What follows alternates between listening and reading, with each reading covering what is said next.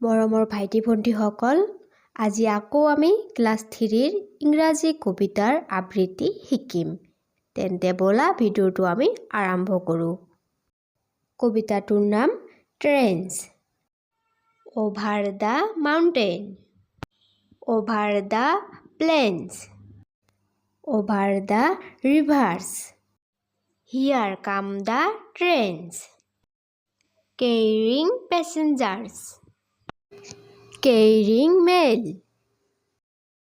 bringing their precious loads in without fail. এতিয়া শিকিম ইয়াৰ অৰ্থ। কবিতাটোৰ নাম ট্ৰেইনছ, ৰেলগাড়ীবোৰ। অভাৰ দ্য মাউণ্টেইন, পৰ্বতৰ ওপৰেদি। অভাৰ দ্য প্লেইনছ, সমতলবোৰৰ ওপৰেদি।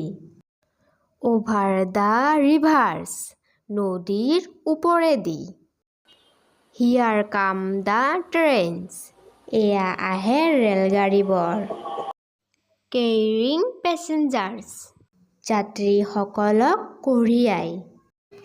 কেৰিং মেইল, বাৰ্তা কঢ়িয়াই।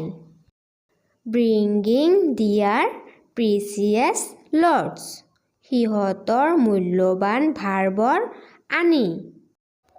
ইন উইদাউট ফেইল, বিফল নোহোৱাকৈ।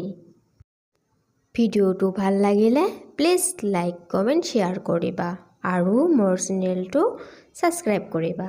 Thank U.